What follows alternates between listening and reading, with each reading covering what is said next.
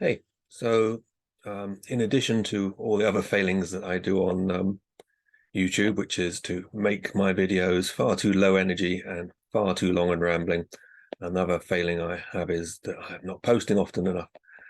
Hence, here I am on Christmas Eve doing you a post. It's been a fairly rough December so far. I've been in hospital with my youngest daughter, Kellen, severely disabled, for the last, for about 14 days of the month in 2 sessions. And that's never fun, especially around Christmas, especially when you're worried for your kid. And then my mother, father, and mother-in-law have all fallen seriously ill in their various different ways. Mother-in-law actually ending up in the same hospital on the same day that I came out with Kellen. My mother-in-law went into that hospital, just like a floor below where we were.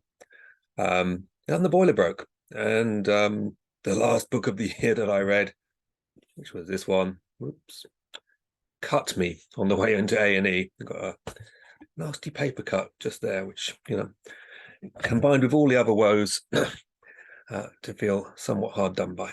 But the wonderful people on my Patreon clubbed together and got the whole family a really nice care package, which included gifts for Kellen and me and my wife and Wobble the cat and Ruby the dog. And one of those was a ridiculously large quantity of very nice beer, which I had local fantasy author Luke Skull came over last night and helped me put a fairly large hole in that. This is Luke, who lives also in Bristol, since he only had to walk a mile to get here, and a grimdark author who wrote the Grim Company trilogy, which I have read and reviewed, and is well worth your attention. Which brings me to my main point this video, which is to just go through my post on the books that I've read this year. And I'll probably manage to drag this out to a ridiculous length, but the fact is I've read very few books this year, and so it shouldn't really take me that long. I'm a slow reader. I'm factually slow, but also I don't dedicate an awful lot of time to reading because I have many other things to do. But I enjoy it. I used to read a lot more when I was a kid. So these are the 10 books. I'm not sure if my picture is overlaying them, but let me see if I can shift to the larger version. Slide myself around so that I expose them more. There is a mixed bag in terms of what type of books they were.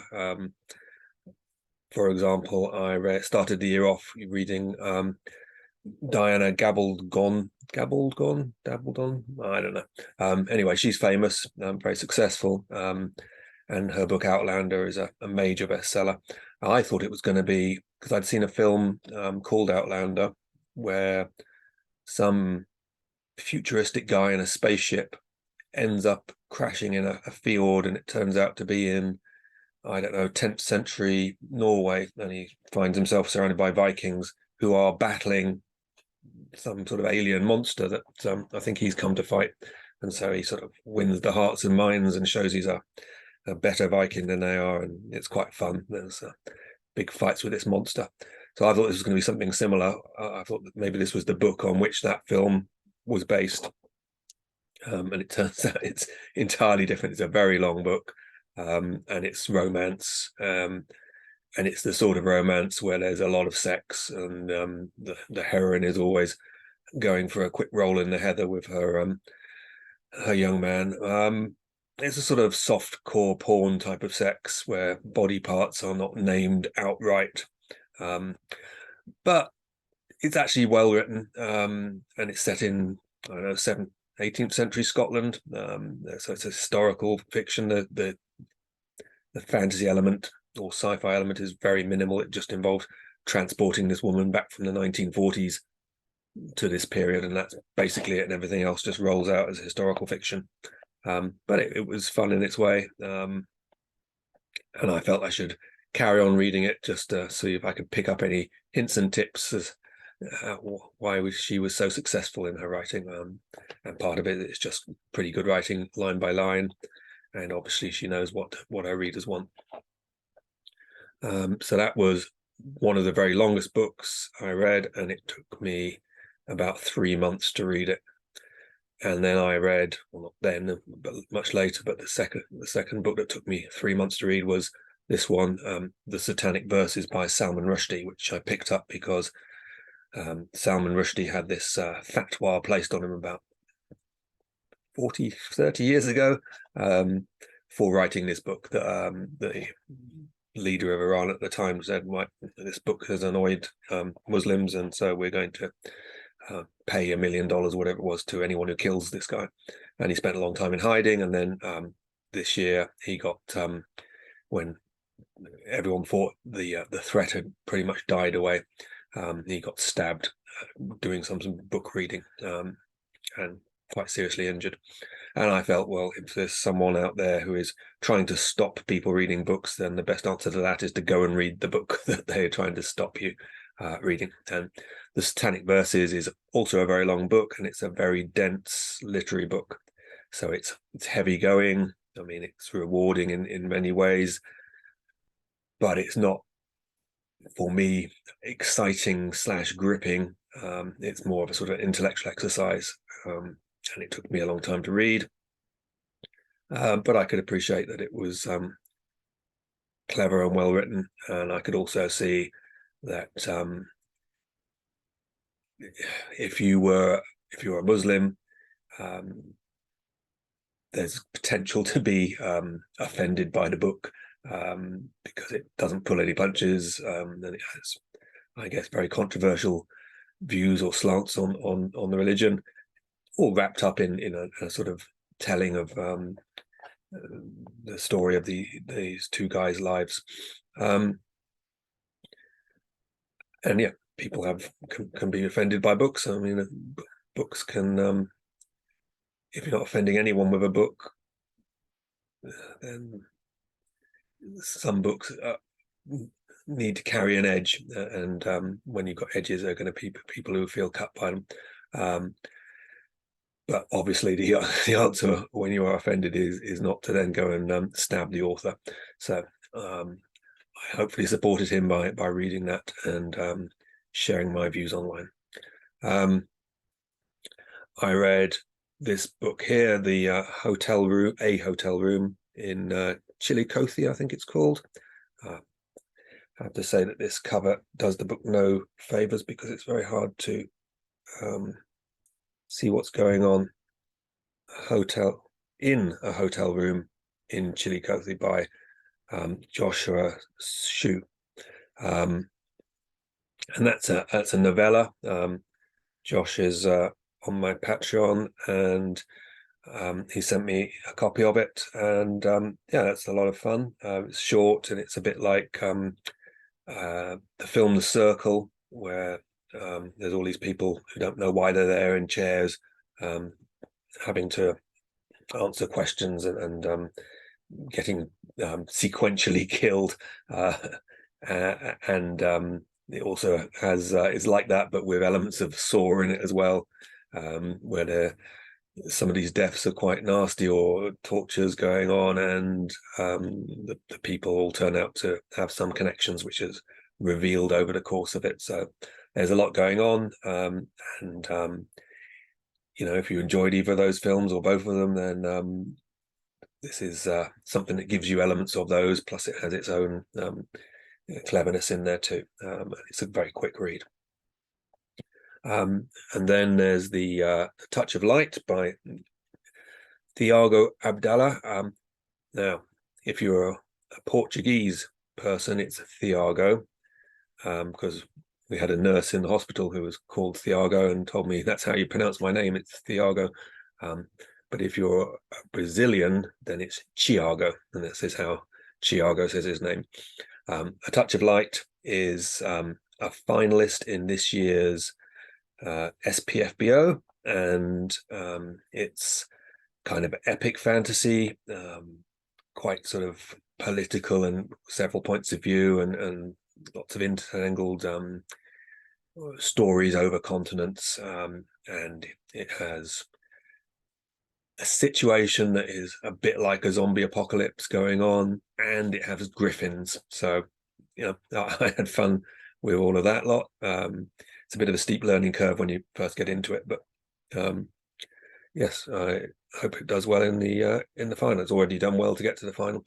And then I read The Children of Gods and Fighting Men, which is by Shauna Lawless and is published by Head of Zeus, who also published Luke's Skull.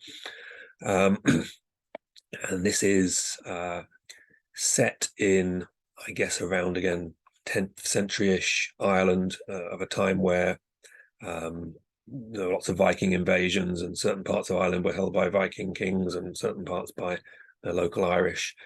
And so she has written it as a historical fiction, but the mythology of Ireland at that time has been is assumed to be real and has been wrapped in, so that the two protagonists, the two women whose points of view we see, are in fact members of these mythical races. And I'm not going to name them because I'm terrible at pronouncing every Irish name. It's full of Irish names, and none of them are pronounced anything like a Brit would expect on seeing them. There is a pronunciation guide at the beginning, very helpful, which I didn't look at, and I just woefully mispronounced all these names in my head. But it's a really good story. That's very well written, and very well written on the small scale and the large scale. It's a good story, and I really enjoyed it, and it seems to be doing very well. It's got lots of reviews on Goodreads, and very high rating. Then we have Reign and Ruin by J.D. Evans, and that was the SPFBO champion from last year. And I always read the SPFBO champion, so I read this one. And it is another romance. It's a fantasy romance, lots of fantasy in it, not like the Gabaldon book, which just had this touch of SFF. This is full of magic, and far less sex than than Outlander. Does have some sex in it, and I was going to say plenty of fighting, but there's a degree of fighting in it too. But most of it is really it's set in a sort of Middle Eastern type court, and it seems to concern most. And there's a Grand Vizier who is a bad guy, and a lot of it concerns the sort of political maneuvering around our protagonist. Is two protagonists. One is the daughter of the Sultan in this place, and the other is the son, the brother of the leader, the king or the Sultan in a neighboring kingdom. And the story revolves around the sort of maneuvering to marry off or not marry off this young woman, and whether she can avoid marriage entirely and succeed her father, or whether this vizier will get his way. And it's really well written, and it's a good story. Lots to recommend it. And if you're into romance as well then that's there too. I mean, the romance is fairly central in your face, and a core element of it. But that's not a bad thing. We have there A Gamble of Gods by Mitchell Faywood, which is the only one of these I didn't read this year, but I put it there because I read it last year while I was beta reading it, and it was published last month, and I believe might still be on sale this month. I think it's a possibility you could get the ebook for 99 cents. And yeah, that's a really well written and exciting book that is a mix of genres. It's got sci-fi and fantasy, and it's a sort of high energy, like Mission Impossible type thing. This guy at the front is quite a rakish type of Jalan, except not a coward. Yeah, it's a really nice mix of these three characters going about their adventures. So certainly read that. What else did I read? I read Ian Watts's novella. So two of these were very short novellas, and two of these were massively long books. So this was one I could knock off quite fast, and that's feels like fairly classic sword and sorcery. Sort of one guy wandering around, small scale sort of tavern type and castle type plots. Feels also a bit like a collection of short stories that have been, massaged together into a longer arc. And I enjoyed it. It's fairly uncomplicated. The main guy is, you could call it grimdark in a sense that the main guy isn't a nice, good guy and is quite happy to murder people for money, but it didn't come across with that grimdark aesthetic to me. It just felt more like, as I say, classic sort of like Conan type stuff, and it was nice to have a little dose of that. This book here, The Vang, the Battle Master, so that the trilogy I think is The Vang, and the Battle Master is the name of this one, was the third in a sci-fi trilogy written in the 80s by Christopher Rowley. And I had previously read, a long time ago, I'd read the first one and second one and really enjoyed it. That's called Military Form. And then I read the first one, which is called Starhammer, and liked that too, but not quite as much. And then this third one was the one I liked least, but it was still interesting. The main, it's one of these books, it's not really bothered about giving you deep characterization. It's all about the unfolding plot and the nastiness of the main monster, and the main monster is the thing that sells it. It's nasty and inventive and interesting, and it basically tries to infiltrate worlds and take them over in a pretty gruesome way. So if that sounds fun, you should read that. Quite hard to get hold of in paper these days, but I enjoyed finishing off the trilogy. And I think now I've covered all of those, apart from this one, which was the final book of the year, the book that cut me and that I finished yesterday and reviewed yesterday, which is, I enjoyed it. It's very well written. It's set in the real world, with doses of magic and monsters thrown in, which is a sort of a genre in its own, I guess. People like Dirk Ashton and Graham Austin King I've read have also written it. I guess it's urban fantasy is what we'd call it, but this is more, and both of those ones I just referenced, a more urban fantasy on a sort of global scale, where there's some sort of global plot that takes people here and there and everywhere. So it's not your sort of vampires and werewolves in a city, fighting out. It's more sort of agents and corporations, and let's fly from Kinshasa to London, and then now we've got to go to Norway, and it's that sort of thing. But it's done fun. The protagonists are jazz musicians, and they're also criminals. They're sort of they've pulled off some heist against a rival gang and stolen their money, and then in the middle of all that, they run into some complete weirdness and get sucked into this potentially world-threatening. Again, there's a sort of zombie-like thing that blossoms up, and lots of people get killed, and there's some semi-superpowered baddies who march around the world fighting each other and causing mayhem where they go. So that was fun.